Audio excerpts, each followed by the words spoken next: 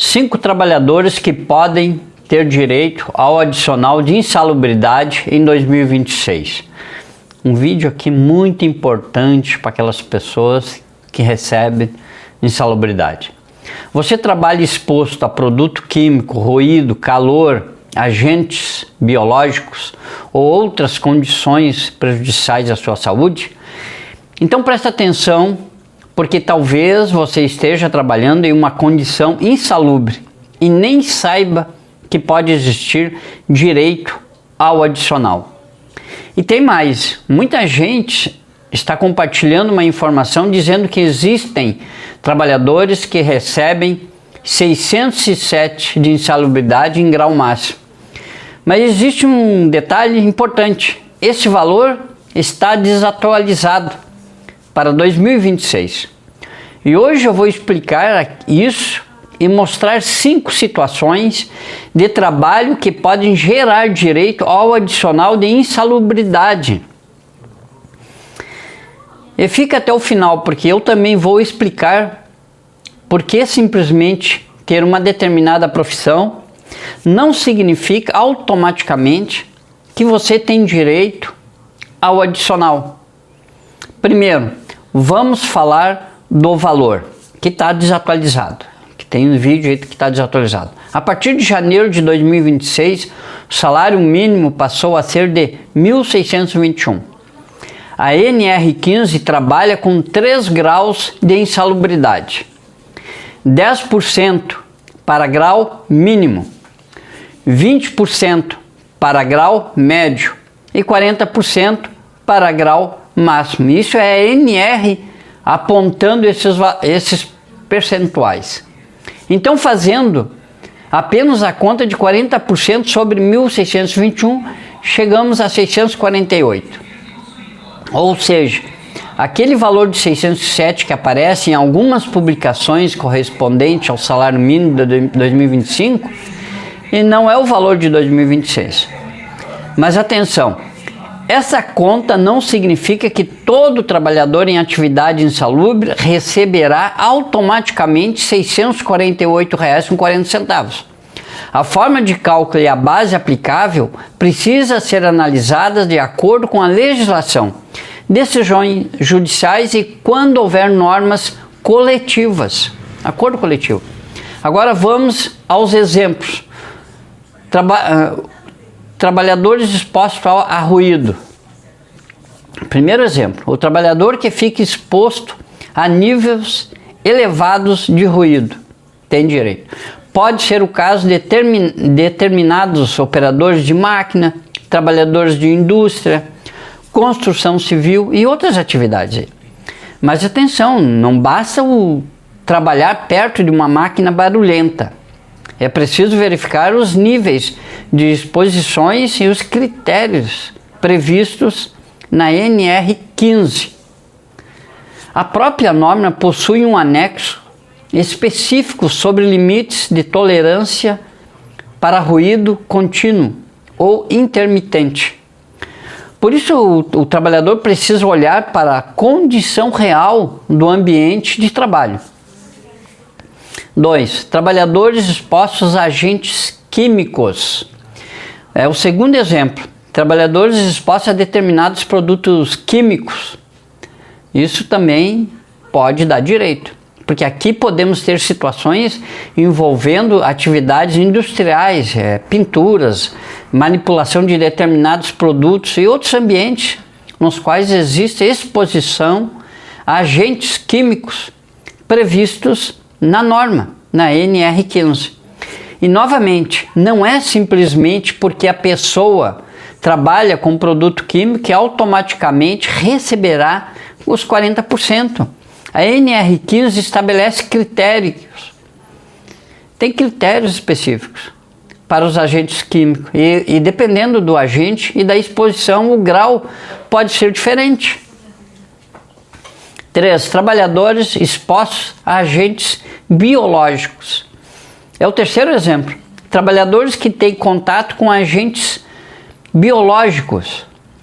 Aqui podemos encontrar situações como em hospitais, determinados serviços de saúde, laboratórios e atividades envolvendo contato com pessoas, animais ou materiais contaminados, hospitais, clínicas veterinárias. O anexo 14 da NR15 trata dos agentes biológicos e estabelece situações que podem caracterizar insalubridade. E aqui existe uma diferença muito importante, que não basta trabalhar dentro de um hospital para automaticamente receber os 40%. É necessário verificar a atividade efetivamente exercida e o tipo de exposição. O quarto trabalhador, que são os trabalhadores expostos ao calor. É o quarto exemplo, trabalhadores expostos ao calor. Porque existem atividades em ambientes extremamente quentes, como determinados processos industriais ou outras situações de trabalho. A NR15 possui regras específicas para avaliar a exposição ao calor, inclusive utilizando critérios técnicos. Portanto, aquele trabalhador que diz: eu trabalho no calor o dia inteiro, então tem direito a 40%. Calma, né? A gente tem que fazer uma análise, porque não é tão simples assim. Porque é necessário verificar se aquela exposição se enquadra nos critérios técnicos da norma. Por isso que tem essa norma, NR15. Para se encaixou ali, tem direito. 5. Os trabalhadores expostos ao frio, umidade, vibração ou outros agentes. É o quinto exemplo. É um grupo de trabalhadores expostos a agentes como frio, umidade, vibração, determinados agentes químicos ou outros riscos previstos na NR15. Porque dependendo da situação, esses agentes podem caracterizar insalubridade. A norma reguladora, a NR15, possui diversos anexos justamente para estabelecer os critérios de avaliação dessas condições. A NR15 é uma norma muito importante. Todo trabalhador deveria ter conhecimento sobre isso. Agora vem a parte mais importante desse vídeo. Se alguém chegar para você e falar: você é operador de máquina, então tem direito a 40%. Ou a pessoa também pode vir e dizer: você trabalha em hospital, então tem direito a 648 com 40 centavos. Cuidado, isso pode estar errado, porque como eu falei ali, temos que fazer uma avaliação da situação, porque o direito adicional não é definido simplesmente pelo nome da profissão. É preciso analisar o ambiente de trabalho, o agente ao qual o trabalhador está exposto, a intensidade ou a condição da exposição, o tempo de exposição e o enquadramento na NR15, além das avaliações e documentos técnicos aplicáveis. A própria NR15 estabelece os percentuais de 10%, 20%, 40% e prevê regras para caracterização e neutralização da insalubridade, que é muito importante. E existe outro ponto muito importante.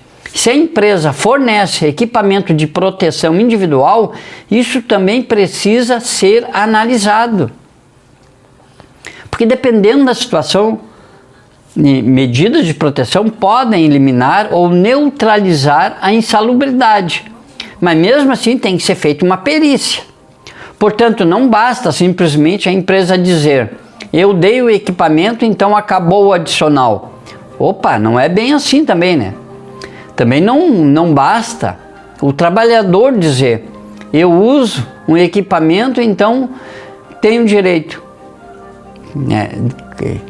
Vamos ter que analisar isso. É necessário verificar tecnicamente se houve efetivamente eliminação ou neutralização do risco com EPIs que é dado para o trabalhador, que é o equipamento de proteção individual. Então vamos resumir aqui o que a gente entendeu, o que a gente falou hoje aqui. Em 2026, o salário mínimo nacional é de R$ 1.621. A NR15 prevê adicional de 10% para grau mínimo, 20% para grau médio e 40% para grau máximo. Então o máximo é 40%. A conta de 40% sobre 1.621 resulta em 648,40 centavos. Mas isso não significa que todo trabalhador exposto a algum risco terá direito automaticamente a esse valor. Eu falei, precisa se analisar o caso concreto, é preciso analisar um caso concreto. Por isso existe as perícias. E se você trabalha exposto a ruído, produtos químicos, agente biológico, calor, frio, vibração e outras condições previstas na NR15, vale a pena verificar se existe caracterização de insalubridade no seu ambiente de trabalho. Agora eu quero saber de você sobre esse assunto. Você trabalha exposto a algum desses agentes? Deixa aí nos comentários, escreva nos comentários se você tiver alguma dúvida também sobre esse assunto, ou se algum outro assunto que você queira que eu traga aqui. Eu faço os meus estudos, minhas anotações, busco na lei para saber como é que está. E atenção, não coloque informações pessoais ou documentos nos comentários, não precisa fazer isso. Só coloca ali o que você quiser saber. Se você gostou dessa explicação, deixe seu like, compartilhe esse vídeo com aquele trabalhador que está passando por isso. Se inscreva no canal aqui para fortalecer o canal e a gente fica agradecido aí e a gente se vê no próximo vídeo. Fique com Deus.